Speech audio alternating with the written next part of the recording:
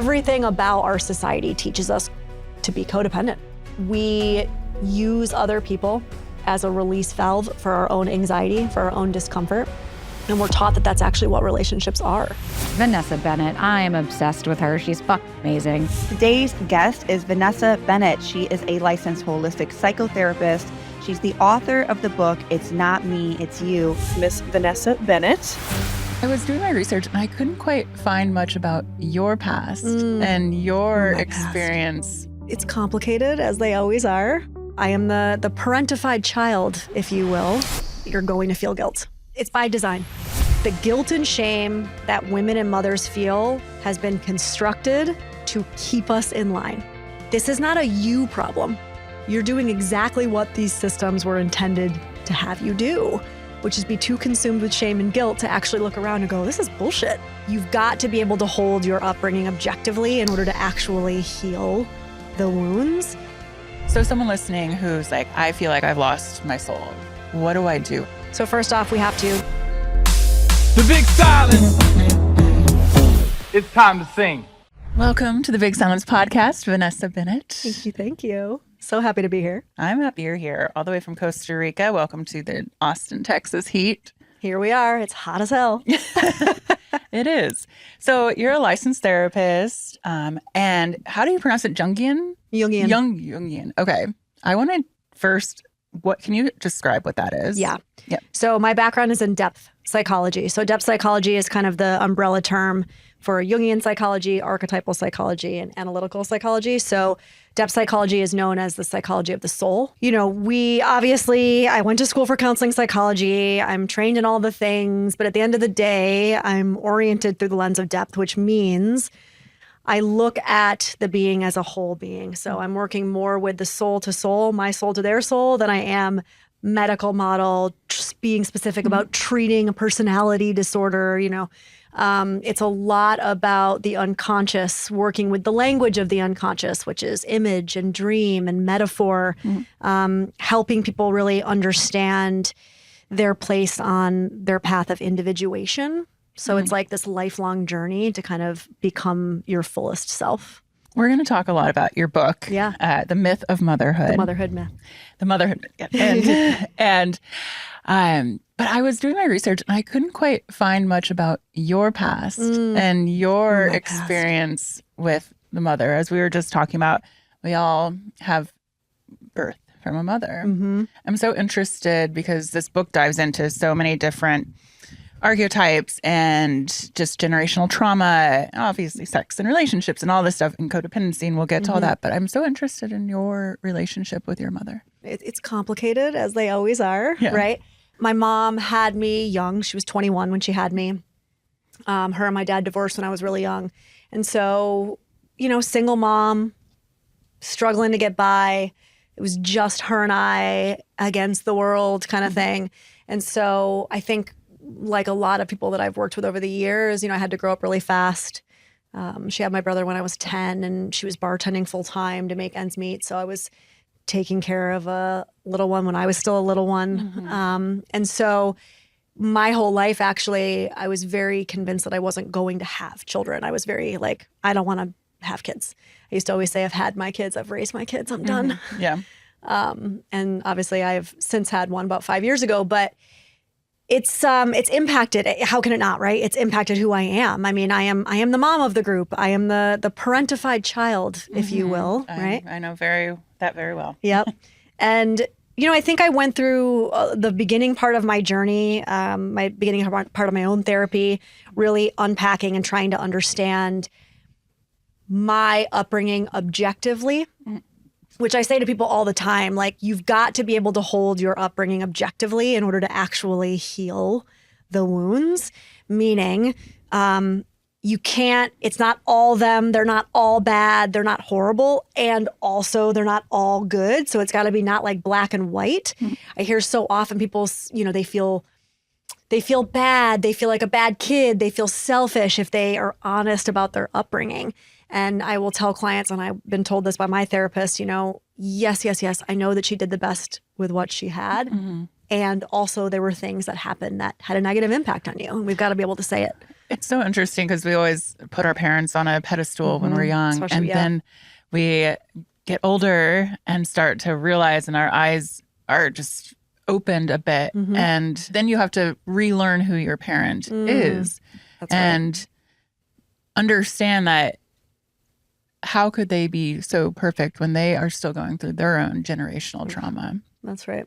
And where does that stop? In the early part of the book, I talk about this idea that Clarissa Pinkola Estes talks about, which is the child mother. Everybody ages, right? There's no stopping that. So you're going to go from adolescence to adulthood. You're going to go from adulthood. You're going to become a mother just by nature of having a child. But becoming a mother doesn't mean that you become like an embodied mother, right? And so she talks about this concept of the child mother, which is really, we have multiple generations of uninitiated mothers. So women who had children, sure, but did they do the work of integrating the lessons and understanding the trauma and the imprints and unpacking all of this? No, most of them did not. Now, obviously, we have more access to information now. It's a little bit different. I don't necessarily blame them. They were all functioning in the same patriarchal systems that we are now. But it is this generational kind of child mother. I don't know. I guess I could say archetype that I see unfolding in a lot of us. Well, don't you think once you become a mother, it's not about you? You feel like it's not about you anymore. And you talk in the book about how coming back to yourself is so important. But I think a lot of people in society, and especially with social media, there's this perfectionism and like just being the facade of the perfect mother. And I would assume a lot of guilt if you feel alone in that. So how would you break down how a mother, and we're mothers in so many different ways. That's right. Mothers, wives, and, friends, partners, caretakers. And when I use the word mother, I just mean someone taking care of someone too. Because I do believe that the book, as you know, I'm not a quote unquote mother, but I've been a caretaker. I've felt like I had been my mother's mother for most of my life. And I feel like the book is great for everyone to help us understand each other's deep feelings and emotions and needs more than how society supports us. Agreed. Yeah. So I guess my question too, and we talk about the different wounds, or you mentioned the different wounds, the mother wound, the father wound. The Trinity, I call them. Yep. Can we talk more about that? Yeah. So I do have a whole chapter on the father wound, but what I call the Trinity wound is really this trifecta, if you will, of the witch wound, the sister wound, and the mother wound. Let's start with the witch wound, because this goes like way back. Yeah, so the witch wound is really this epigenetic lineage of trauma, right? We know now from research that trauma is encoded in our DNA, right? We've researched African-American descendants of slaves. We've researched it in the people who have lost family in the Holocaust. We're actually able now to see how trauma imprints, right, on our DNA. And so it would stand to reason that for not only the women of European descent, right, but we have to remember that the witch trials they spread far beyond Europe. So they were happening in parts of Asia, parts of South America, parts of Africa. The witch trials impacted the native population of North America. So you don't have to be of European descent to have had this traumatic couple hundred years imprint on you, right? And so what does that trauma lead to? Well, it leads to a generation of women who are terrified of drawing attention to themselves, being big, standing out, being unique, owning their sexuality, right? Like, I mean, we had generations again of women who were murdered for doing any of those things. So that's the witch wound. Then we have the sister wound, which everybody I've ever talked to that's a woman has experienced firsthand, right? Which is this competition between women. We're taught under a capitalist society that there's only so much pie to go around. You have to climb on other people's backs in order to get anywhere, right? And especially women are really taught to go against, and compete with other women, right? So you see, women tearing each other down, women not supporting each other. I mean, God, we could probably each go through a million examples, right, of this. Yeah, it's incredible in a bad way. And even with Tone It Up in the community that we've built, it was all about women coming together with non-judgment. But somehow within a community, there are women judging each other. That's right. But we're taught that. Yeah. We're taught that. We're taught to compete with other women. We're taught, again, that there's not enough pie to go around, right? And so and a lot of times, and actually, the first time I heard about it put in this way was actually in Glennon Doyle's book, Untamed, when she talked about how we tear women down. It's almost like there's this envy, like how dare she be big and take up attention, right? But there's this shadow in us, which also wants to be big and take up attention. And so we kind of get back in line, get back in place, right? And we kind of like police other women in that way. And then there's the mother wound, which is really this generational trauma that is passed down matrilineally, which is really, I ruffle feathers when I say this, but I would say that mothers and women in particular are some of the biggest upholders of patriarchy and misogyny that there are. And it's not malicious, it's not even conscious, but a lot of it is us still upholding these systems, and we do it again. We pass it down maternally. So we see it in the way that mothers compete with their daughters. Yeah, I saw that eye. Those eyes get so big. interesting because my sister and I didn't realize until later in life as adults how my mother competed with us. And even my sister's a writer and a poet, and my mother used to go through her journals and say you're trying to do better than me, or you're copying me, or this or that, and putting her down. Yep, I feel because of that. her writing. Yep, I see that. I see it in the way that we shame girls and become jealous of girls for their budding sexuality. I see that with mothers a lot. There's competition, there's jealousy. I see it in the way that mothers don't hold, or women don't hold men accountable. And they make it the girl's fault, right? And how we uphold these narratives. And so we've got this like trifecta of wounds that we're all carrying. Again, it doesn't matter if you've actually birthed a child or not. We're all, again, swimming in the same soup, So how do we end this? Because I'm thinking of my own mother and then her upbringing in the 1950s and 60s. And like for you as a mother, how are you personally trying to end this generational patriarchy? Yeah, I mean, I think first and foremost, we have to have that aha moment where you're like, holy shit, we have to look in the mirror. So I am a big proponent of owning your 100%. So no matter what we're talking about, there's always something that you can own, right? And so I think that's a struggle for a lot of people to say, okay, I have to look in the mirror in this instance, and I've got to take responsibility for my part in this. It's the only way. Pointing fingers at other people is never going to change a dynamic. Yeah. It's never going to change a system, right? It's got to start from within. And so I think there's that. I really have tried to do that myself. I mean, I'm not perfect at it, obviously. And then the other thing I think I'm really hell-bent on is this understanding that children do not learn by what they hear, they learn by what they see, right? And so I have to model that for my daughter. Like a month before we moved, actually, a little personal story. Understandably, it's a stressful time. We're getting ready to move out of the country. We've lost our home in the fire 6 months prior. My partner and I are like holding on by a thread, obviously. We had gotten into a pretty big fight, and it was a cycle fight that most of us have those, right? And I remember looking at him, and my voice got really low, and I leaned in really close, which we all know is like when it gets scary. Yeah. And I said to him, I'm 41. I'm not going back. And here's the thing. My daughter will never see me self-abandon again. And you can bet on that. So it's like we have to live for ourselves knowing that they're watching us. Yeah, let's talk about, because you talk a lot about self-abandonment in the book, and going back to what we were kind of talking about earlier about taking care of yourself first. In a culture where I believe women are not encouraged to take care of themselves and take care of themselves first, and with self-care. And how do we change that without women feeling guilt? Well, I think first and foremost, we have to recognize that you're going to feel guilt. Yeah. It's by design. Yeah.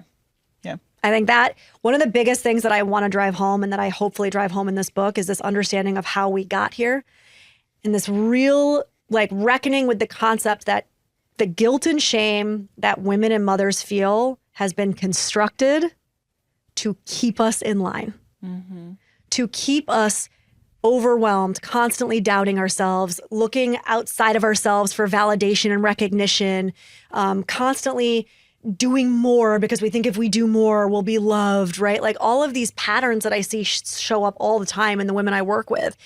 I'm constantly reminding them, this is not a you problem. There's not something wrong with you because you feel this shame and guilt. You're doing exactly what these systems were intended to have you do, which is be too consumed with shame and guilt to actually look around and go, this is bullshit. So someone listening who's like, I feel like I've lost my soul. Yep. What do I do? How do I find myself again? So first off, we have to, number one, again, recognize that we're going to feel guilt and shame.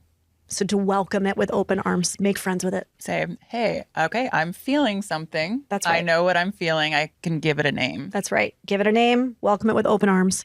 Recognize that it's not a symptom of you being broken or something's wrong with you. You're actually acting out exactly how the system is intended for you to act out, right? So number one. So in that acceptance, there's a lot of power because now you can say, okay, I'm not going to allow that thing, the boogeyman, to kind of keep me from acting. I'm going to recognize it and I'm going to act anyway, right? And so then we get to say, well, who the hell am I? This is the question I get asked all the time. Yeah. What are my needs? Yeah. What are my wants? What is my desire? So she's listening and she's lost her soul and her identity and she wants to find herself again. So we've recognized it. We've given these feelings a name. We start to realize that it's normal and natural for you not to know who the hell you are. And then we start to experiment. So, you know, it's not this big sweeping aha moment. I think a lot of people think that self-work, and you probably have had conversations like this, it's like in these grand, like, and then something changes and the wand gets Like waved. you just wake up and all of a sudden this moment you're like, I'm free. I know who I am. I know what I'm trauma is doing. gone. I have You know? I'm healed. I'm cured. And it's not how it works. And even in therapy, that's not how it works. Like, great, I'm so glad you had a session where you had a huge revelation, but that's not the norm, right? And so I like to remind people that it's in the micro moments that we actually come back to ourselves, that we actually build that sense of self, capital S. There's an image I use a lot of times in my work where I talk about how building a house, like if you were to look at your sense of self as a house, you build a house brick by brick, right? And every one of those bricks is a moment where you choose yourself. You choose not to self-abandon. So let's say, for example, you're somebody who has a hard time saying no. Boundaries. Exactly. I was going to say is boundaries one of the first steps. One of them for sure. So finding let's say yourself. that's your thing, right? Yeah. You're like, okay, I realize this is something I struggle with. And so I'm going to really focus on it. The next time somebody calls you and asks you to do something and you actually say, no, I'm sorry, I can't, right? Because you really can't, instead of saying yes and then being pissed off and resentful about it. That's not a little thing. That's actually a big deal, even though it seems small. So to me, I like to look at that as a micro moment. And that micro moment is a brick that you then lay in the foundation of your sense of self. Every single one of those bricks over time will build that foundation of that sense of self. Because what you're doing in that moment is you're telling yourself, I listen to you, I trust you, I respect you, I honor you, right? And the more we do that, the louder that inner voice becomes, the louder that intuitive knowing is. And I would say too, if you're new to boundaries, you're going to have that guilt. Yes. And the first time I had someone in my life that once I finally set a boundary, that person got very mad at me. Of course. Because I didn't want to go on a vacation. Yeah. During New Year's, I wanted to go to Palm Springs and hang out with my husband. And that was like the most, like palms sweaty. Like had to talk to my therapist about it. Yep. And but it's like the more that you lay those bricks down and stand up for yourself, the easier it gets. And you start feeling that guilt less too. And you're like, I'm not being an asshole by standing up for myself. No, but that's what we've been taught, right? Yeah. So we're building those bricks, we're setting boundaries. And then how do you start saying yes to yourself? Like you're setting the boundaries. What should a mother or someone who feels like they have no boundaries, what do they start saying yes to? Like, what are the self-care tips? I don't know if this sounds vague, but the way that I work a lot of times with clients is this concept of what gives you a sense of aliveness. It's And that not- could be small or that could be big, right? But we just I have don't to, think that's vague. I think like what makes me feel good. right. Make that and list. alive, right? Yeah. Like alive can mean good. It can mean scared. It can mean overwhelmed. It can mean, I mean, all of the things. Nothing is necessarily negative or bad, right? But just pay attention to it. It's information. That's a good point. Like alive can be scary. Yeah. That's because you said yes to something That's that right. maybe you would have said no to because you were afraid of it. And I think if you're early in this work, this idea of breadcrumbs is really important. I think, again, because this is how we all are, we think these grand sweeping things, this wave of the wand, I should just know. Like, I should know what I want to do. I should know what brings me joy and makes me feel alive. But if you're early in this work and you're discovering it, just follow the breadcrumbs. Yeah. What makes you feel alive in this moment? Orient towards it. Just get obsessed with it, explore it, dig into it. And if tomorrow that changes and you don't feel a sense of aliveness, all right, well, what else? Move on. Right? And just follow the breadcrumbs. That's, I think, the most important thing is like, don't get too far ahead of yourself trying to go to this like, I'm cured, I'm healed. It's like, no. Hey, I've done EMDR that cured me of my PTSD with my mother, but then there's always the trauma that just lives in your cells. Yeah. And you learn to work with it and continue to heal it. So what makes you feel alive right now? I recently started surfing. Because you moved to Costa Rica. Because I moved to Costa Rica. And I tried a few times when I was younger and it wasn't my thing. I mean, I grew up in New York, so I'm a big snowboarder. But you know what it is? It's not that it's specifically surfing that makes me feel alive. It is the beginner's mind.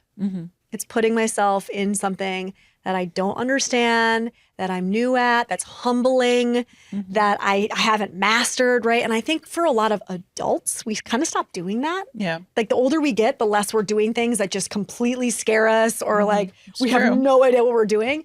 And so right now, that's what's bringing me the sense of aliveness is like not knowing what the hell I'm doing. Which brings us to perfectionism Yes. and society and that facade of perfectionism. And then you with surfing, it's like, okay, I fell. I didn't catch the wave. Who cares?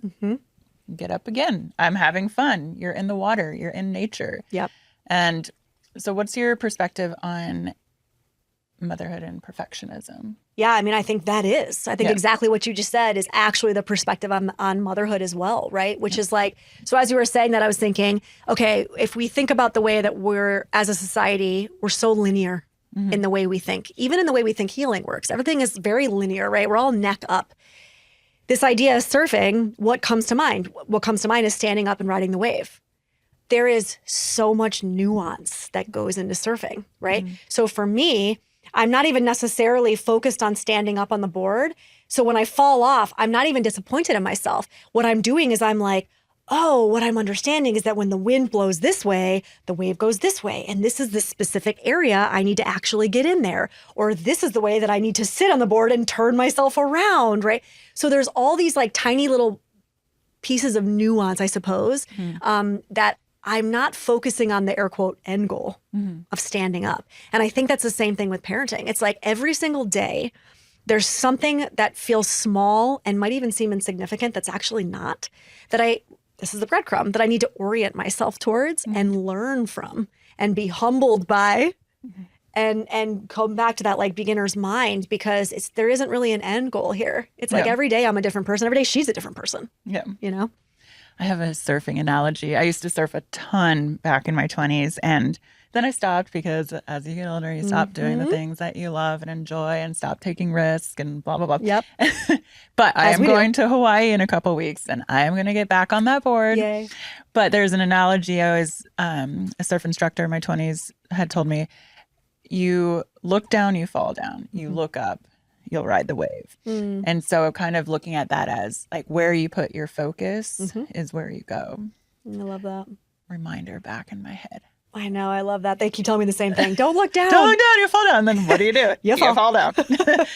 But so I want to switch over to relationships. Yes. Maybe even the hidden codependency in relationships and romantic relationships specifically. Okay. Yeah. Let's talk about it. Let's talk about it. I mean, I could talk about codependency all day. So the way that I really talk about codependency is that we are a codependent society. It is really the way that we have been taught that love should look like, feel like, smell like, taste like everything about our society teaches us to be codependent. Yeah. We use other people as a release valve for our own anxiety, for our own discomfort. And we're taught that that's actually what relationships are. So we're talking about romantic relationships. We're in relationship. And so because of that, you owe me this. You owe me comfort. You owe me my needs being met. You owe me being seen. You owe me being heard. You owe all of these things that I think that you should do because we're in relationship. Whereas actually, I would say those are our job. And we are blessed and so lucky to have somebody who desires to do that when they desire to do it. But it's not actually their job to do it. But because most of us were not taught how to actually check those boxes for ourselves, we spend a lifetime putting that responsibility on other people and then being mad at them when they don't do the things we want them to do. The resentment. I feel like resentment is such a huge thing in relationships. Such a huge thing. How do you prevent, number one, how do you recognize resentment? Because I think so many people hold resentment and don't even know that they're doing it until they just burst at the seams. And what would your advice be on someone who's feeling resentment towards a partner? I actually love resentment as a tool. I'm such a therapist. I'm like, God, I love resentment. So I give resentment as a tool in a lot of my codependency workshops because to your point, I think a lot of us struggle to know what we're feeling until we explode. But I would argue that we actually know what resentment feels like as an emotion. So I think a lot of us are like, am I upset? Do I feel dismissed? Do I feel hurt? Like a lot of those are hard to answer. But I think a lot of us actually know in our bodies what resentment feels like if we just shut up and go inward a little bit. And so what I like to do is tell people, use resentment as a tool, okay? So for the next 2 weeks, turn up your dial, your awareness dial on resentment, okay? It doesn't have to be a huge resentment. It can be the tiniest little thing. And every time you feel it, recognize that that's actually your codependency being activated. Something's not being said. You're not upholding a boundary, right? Like you're giving more than you should be giving. You're over-functioning, right? There's all these little ways that codependency shows up in our relationship. And almost always the like feeling in our body is resentment. And so if you can slow down and just focus on it for 2 weeks and hone that skill of being able to recognize it really quickly, it's such an opportunity to go inward and say, oh, there it is. Okay, now what? Right. Again, so if something's not being said, how do I sit with myself and recognize and then say the thing? Do you think that resentment and projection have a correlation? I do. I think a lot of times resentment is in this culture, again, that we are taught that it's kind of the external responsibility to make us feel okay, make us feel seen, make us feel loved. It's really easy for us to continue pointing fingers at other people, right? Well, I don't feel seen because this person doesn't make me feel seen, right? And so in a way, that is a projection. Yeah. And so they're very correlated. I think the more you get in touch with your resentments, the more you actually can also get in touch with your projections. Let's go to attachment style. Yes. Love this conversation because I've definitely been anxious, avoidant. All the things. All the things. Recently, I took my test again and I was secure. And then I've just discovered there's possibly a fourth attachment, disorganized. Disorganized. Okay. Is that a new one? No, It's not a new one. It's just not it's not trendy enough to have made it into the pop psychology vernacular. Okay. That we all like fall victim to, you know. So here's the thing. I think attachments are fascinating. I think they can be really helpful to understand ourselves. I think there's a few things that I like to like pop the bubble on when we talk about attachments. So first and foremost, like I said, we're very linear. We love a black and white. We love a dichotomy, right? Attachment styles are not fixed. We can swing between different categories depending on the relationship that we're actually involved in, right? So in my romantic partnership, I can swing more avoidant because he tends to kind of take up the anxious space. In my relationship with my best girlfriend, I tend to swing more anxious because she's way more avoidant than I am. With my mother, I can be a little bit more disorganized. It's really based on the dynamic that we're talking about. Okay, so number one, stop putting yourself in a box and saying, I am anxiously attached. No, you're not. In this relationship, you're feeling anxiety. Let's talk about why. Okay, so that's the first thing. The other thing I talk about a lot is how as a culture, as a society, we've gotten really obsessed with attachment styles, which again, I think they're a great tool, but it can stop the conversation when we just stop at I am anxious or I am avoidant, right? We've become so obsessed with it as a way to say, well, I'm in this relationship and this person's making me feel this sort of way. Then I see that conversation as a therapist go into, well, okay, now if this person acts this way, it will help me become more secure. Absolutely not. So again, this goes back to it is not actually the responsibility of the other person to make you feel more secure. It is a you job to make you feel more secure. Okay. So what happens with the attachment style conversation is we talk about our primary attachment figure, right? So our mothers, our fathers, and how they've actually helped create this attachment style. So we look to our romantic partners to reparent us in order to help us feel more secure. Well, I don't know about you, but when I look at my romantic partner through the lens of the parent, I don't exactly want to have that much sex with him anymore. Okay. Yeah. Right? The eros kind of dies. Yeah. There's not a lot of like romantic sparks when I'm looking at somebody and expecting them to parent me. Wow. Okay. Let's dive into that. I've never thought it that way. Yeah.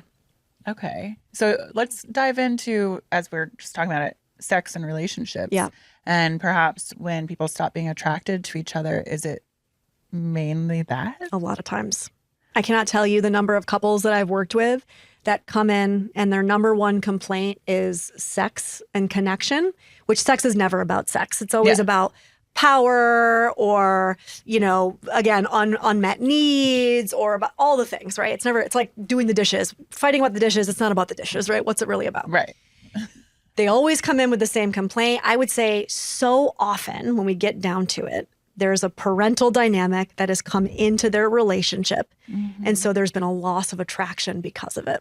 So interesting. Yeah. And I don't want to generalize, but I will say in my experience, and I think this is cultural. I think very often it's the woman in the relationship who starts to feel like their male partner, like if we're talking heteronormative, right? Their male partner has become more like a child. Now, again, I've seen it the other way around as well. But I would say in our culture, at least, where women are kind of, you know, this misogynistic idea that women are the natural born caretakers and we kind of set them up to be the overfunctioners, it would stand to reason that eventually that they're going to be the overfunctioner, their partner's going to be the underfunctioner, you know? So with your clients, have you, like, what advice do you give to them okay, let's just say it's the female who feels like they're now parenting their male partner. How do we shift? We've both got a lot of work to do, like both partners. Yeah. Right. So the first thing that both of them need to do independently is, again, this work of coming back to what's my part in this. So removing the blame and the finger pointing, because that's usually where people come in first and foremost. My partner's messed up. Something's wrong with him or her. They're not doing X, Y, and Z. Fix them. Right. And I pretty typically tell people from the jump, that's not how I work as a couples counselor. I just don't. I'm not interested in pointing fingers. Like, I'm interested in everybody looking in the mirror and taking responsibility for their part, right? Because we can't change another person. We can only change ourselves. So I think number one, that has to happen on both sides. I think we could all agree that men suffer under patriarchy as much as women do, just in a different way. And so I think a lot of this is unpacking a lot of the patriarchal ideals and norms that have been passed down that we take as fact. So all the women that gather around and shit talk their husbands and talk about how stupid they are and how incompetent they are, right? And all of the men who kind of play into this thing about like, oh, the ball and chain, right? And happy wife, happy life, all these little, I kind of get in there and I poke at all of them. And I try really hard to make sure that they realize that their happiness and their fulfillment in life is their responsibility, right? It's not the job of the other person and it's not the fault of the other person that they're not. Right. I agree. And so again, each party has their own. I mean, we could talk about this for hours, but it comes back to, again, like, what's your part in it? So I want to go back to attachment styles too. And I was listening to a podcast. Are you doing Cheaper Than Therapy again? Yeah, we just started. Okay. Yeah. With Danae? We came back, yeah. Okay. Yep. Hi, Danae. Hi, Danae. I used to take yoga from her Aw. when I lived in LA. So I just That's, by the way, that's the girl when I was saying the one that more avoidant, I'm more anxious. Okay. That's what I'm talking about. Well, I was just listening to your podcast about even your friendship with her and how, and I've had female relationships who the person would be very avoidant and just ghost. Yep. And I'm like, what just happened? Right. Can we not talk about it? And I liked how you and Danae seem to be able to communicate and understand each other. And also you did say in the podcast, like therapists are taught not to, ghost their clients or just, I liked how you were very open about it. Can we talk about in female friendships and attachment styles and communication? Yeah. I mean, I think what you're saying, we've heard this feedback regularly, which is in some ways our relationship, our friendship is like a model for people to see how it can be done, right? And we are by no means perfect. But there is this commitment, I think, that we've made to talk about it no matter what. So it doesn't matter how hard or icky or what the story I'm telling myself is about the other person. We've made a commitment to always come to the table and say, hey, something feels off. Can we talk about it? Hey, this thing happened. It doesn't sit well with me. Can we talk about it? Hey, this hurt my feelings. Can we talk about it? So number one, like setting the stage that is what our relationship is built on, I think takes away the like surprise when that happens, because of course it will happen. We're humans. Yeah. And humans hurt each other's feelings and, humans upset each other. It's normal. So let's just stop pretending that that's not going to happen. That relationships that have any kind of importance, whether we're talking about romantic, familial, friendships, they're going to have ruptures. Yeah. So if we set that stage, it's going to make it a little bit easier to come to the table and talk about one, right? Yeah. I know it's very, I've talked to a few friends / business partners who have been on the podcast and with and how they've worked is they've gone to therapy together too. That shouldn't just be couples, right? Yeah. It should be relational therapy. Yeah. No.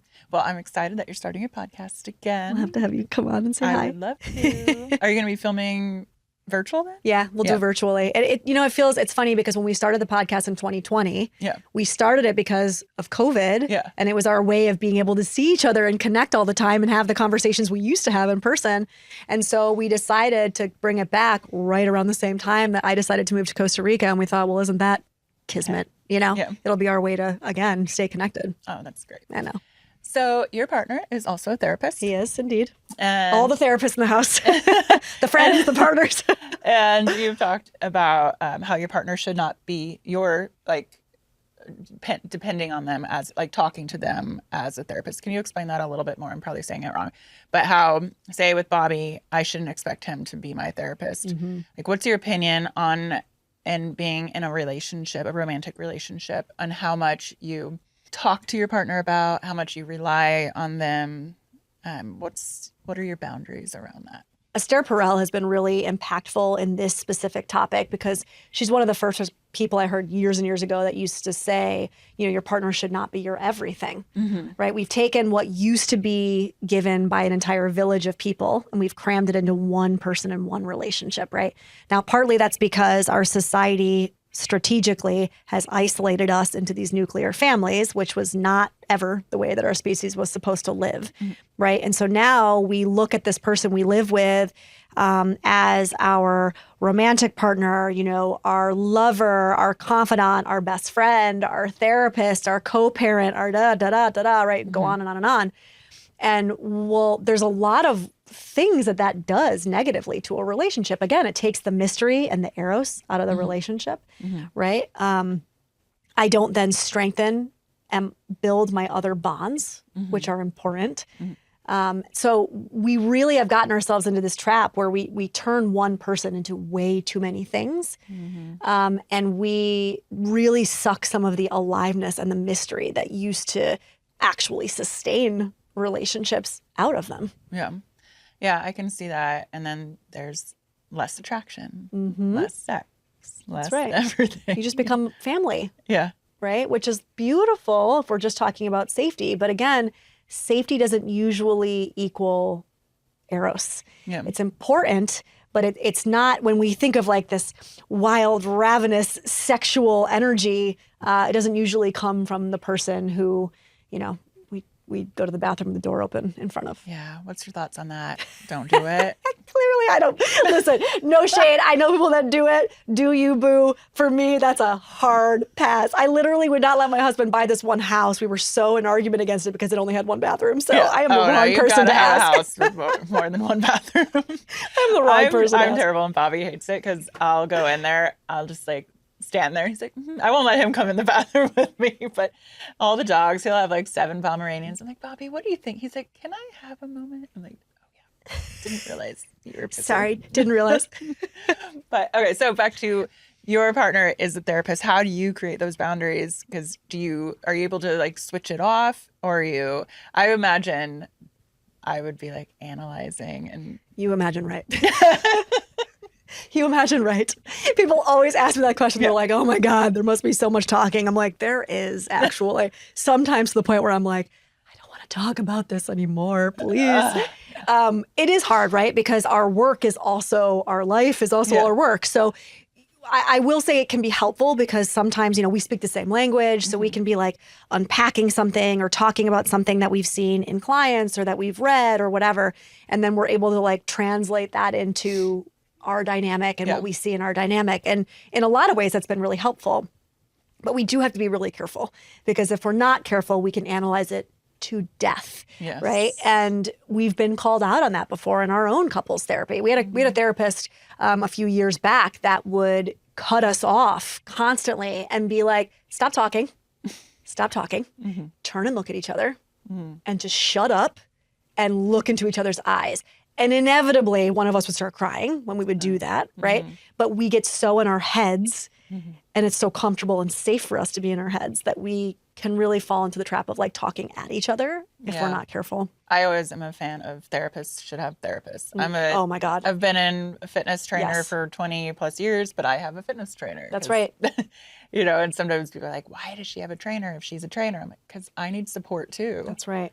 That's right. That is a hill I am willing to die on. I was in my supervision group way back when I was I was an intern. And I remember this guy was in his like mid 20s or maybe late 20s. And he said to me, he was an intern and he said he'd never done therapy before. And he was training to be a therapist. I remember looking at him being like, what?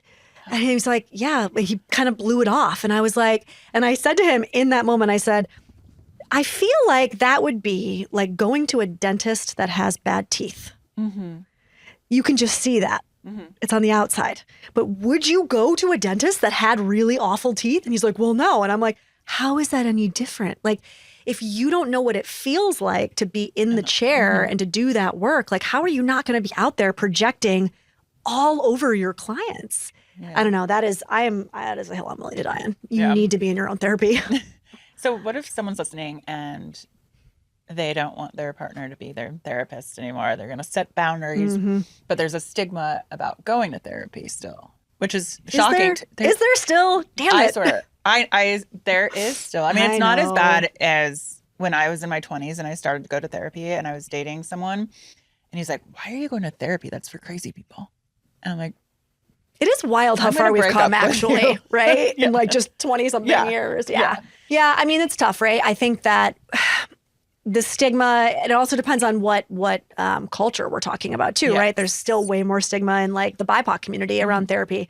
So there's that component as well, but you got to do it for you. First of all, I'm not going to therapy for my partner or to benefit my partner, right? I'm going to therapy for myself. So I think this goes back even to the beginning of our conversation around like finding yourself and coming back to yourself and choosing yourself.